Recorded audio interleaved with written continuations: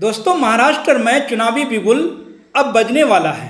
चुनाव की तारीखों का ऐलान कभी भी हो सकता है, लेकिन चुनाव की तारीखों का ऐलान से पहले महाराष्ट्र की बाजी गजब की हो गई है। एक तरफ राहुल गांधी, जिन्होंने कोल्हापुर में पहुंचकर छत्रपति शिवाजी महाराज की प्रतिमा का अनावरण किया, तो दूसरी तरफ वहीं नरेंद्र मोदी हैं, जिन्होंने महाराष्ट्र के चुनाव को अपनी अस्मिता की जंग बना लिया है। लेकिन दोस्तों, नरेंद्र मोदी के काम उतने ज़्यादा चर्चाओं में नहीं रहते जितने नरेंद्र मोदी जो बोलते हैं वो ज़्यादा चर्चाओं में रहते हैं। और ख़ास तौर पर जब नरेंद्र मोदी चुनावी मौक़ों पर भाषण देते हैं, चुनावी रैलियां करते हैं, अपनी बात रखते हैं, और जाहिर सी बात है, जब जब नरेंद्र मोदी इतिहास की बात करते हैं तो गलतियां उनसे हो ही जाती हैं। वे करना चाहते हैं या नहीं करना चाहते हैं, वो बात अलग है।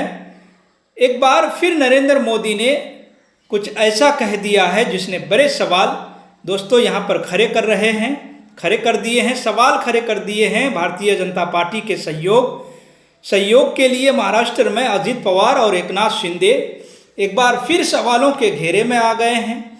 लेकिन सवाल ये भी है दोस्तों कि उनकी चुप्पी की वजह आखिर क्या है। क्या कुछ कहा नरेंद्र मोदी ने, वो मैं आपको बताऊंगा, और उसके बाद क्या कुछ हुआ वो भी बताऊंगा। दरअसल नरेंद्र मोदी महाराष्ट्र में थे, चुनावी रैलियां इन दिनों कर रहे थे। महाराष्ट्र के चुनाव में पूरी तरीके से अपनी ताकत लगा रहे हैं। सबसे पहले उन्होंने कांग्रेस पर हमला बोला। उन्होंने कांग्रेस के बारे में ऐसी ऐसी बातें कह दी।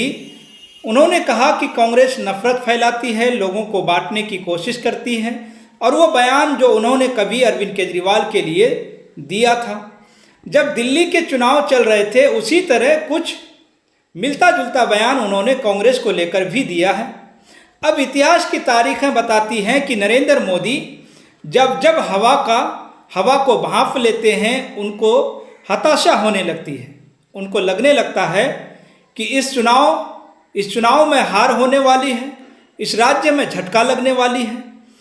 तो नरेंद्र मोदी की भाषा कुछ ऐसी ही हो जाती है। वो देश के प्रधानमंत्री हैं, लेकिन जब वह चुनावी मौक़ों पर रैलियां करते हैं तो वो शब्दों की गरिमा को अक्सर भूल जाते हैं। नरेंद्र मोदी ने कांग्रेस को कहा कि कांग्रेस के लोग अर्बन नक्सल हैं। अब अर्बन नक्सल की परिभाषा क्या होती है ये भी जानना बेहद ज़रूरी है, लेकिन वह प्रधानमंत्री नहीं बताते हैं। लेकिन कांग्रेस को अर्बन नक्सल ज़रूर कहते हैं। उन्होंने क्या कुछ कहा, जरा सुनिए। कांग्रेस जब सत्ता में थी तो अक्सर ये सवाल पूछा जाता था कि कांग्रेस को देश के विकास से क्या तकलीफ है। लेकिन जब से ये लोग सत्ता से बाहर गए हैं, इस सवाल का जवाब इन्होंने खुद दे दिया है। आज कांग्रेस के असली रंग खुलकर सामने आ गए हैं। कांग्रेस को अब अर्बन नक्सल का गैंग चला रहा है। पूरी दुनिया में जो लोग भारत को आगे बढ़ने से रोकना चाहते हैं, कांग्रेस अब खुलकर उनके साथ खड़ी है। इसलिए अपनी घोर असफलताओं के बावजूद कांग्रेस सरकार बनाने का सपना देख रही है। कांग्रेस जानती है कि उसका वोट बैंक तो एक रहेगा, लेकिन बाकी लोग आसानी से बढ़ जाएंगे, टुकड़े हो जाएंगे। इसलिए कांग्रेस और उसके साथियों का एक ही मिशन है, समाज को बांटो, लोगों को बांटो और सत्ता पर कब्जा करो। इसलिए हमें अतीत से सबक लेना है। हमें हमारी एकता को ही देश की ढाल बनाना है। हमें याद रखना है, अगर हम बटेंगे तो बांटने वाले महफिल सजाएंगे। हमें कांग्रेस और महाअघाड़ी वालों के मंसूबों को कामयाब नहीं होने देना है। दोस्तों, जब नरेंद्र मोदी ये बात कह रहे थे कि महाविकास अघाड़ी हो गया, कोई काम नहीं हुआ, महाराष्ट्र की गति रुक गई, तो एकनाथ शिंदे और अजित पवार वहीं बैठे हुए थे। वो एकनाथ शिंदे और अजित पवार जो उद्धव ठाकरे की सरकार में साथ थे, मंत्री थे, और उनके तमाम विधायक भी उसमें मंत्री थे। अब सवाल पूछा जाना चाहिए दो तरह से, या तो नरेंद्र मोदी सच कह रहे हैं महाविकास अघाड़ी, और अगर ऐसा नहीं था तो फिर अजित पवार और एकनाथ शिंदे इतने खामोश क्यों हैं? क्यों वह नरेंद्र मोदी की बात पर खरे नहीं हुए? क्यों वह नहीं बोले कि आप गलत कह रहे हैं? या फिर नरेंद्र मोदी ये भूल गए थे कि उनके सहयोगियों में इन दिनों अजित पवार भी हैं और एकनाथ शिंदे भी हैं। वह अजित पवार हैं जिनको कभी नरेंद्र मोदी ने भ्रष्टाचारी कहा था, तमाम तरह की बातें कही थी, और आज नरेंद्र मोदी ये कहते हैं कि उस सरकार में काम नहीं हुए, विकास ठप हो गए। और अजित पवार और एकनाथ शिंदे नरेंद्र मोदी के साथ हैं, महायुति के साथ हैं। महाराष्ट्र में चुनाव होना है, सीट शेयरिंग अभी तक नहीं हो पाई है। महायुति में झगड़ा मचा पड़ा है। अजित पवार के गुट में इतनी ज़्यादा नाराज़गी है जो बयां कर पाना ही मुश्किल है। अजित पवार तमाम सीटें चाहते हैं, बीजेपी कम से कम सीटों पर निपटाना चाहती है। एकनाथ शिंदे भी नाराज चल रहे हैं।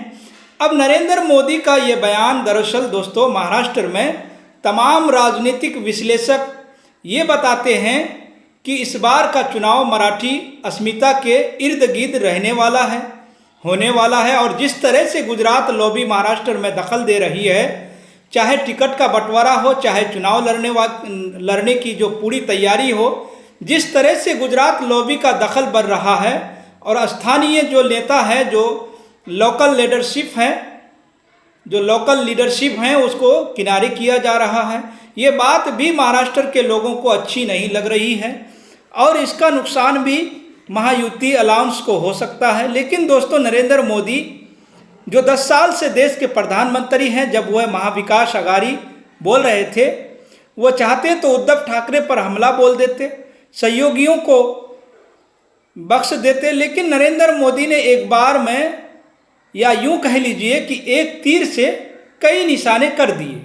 उन्होंने मंच से शिंदे और अजीत को सुना भी दिया, और ये भी बता दिया कि इनके साथ मिलकर ही हम चुनाव जीतेंगे। यानी दो तरह की बातें प्रधानमंत्री नरेंद्र मोदी ने यहाँ पर कर दी है।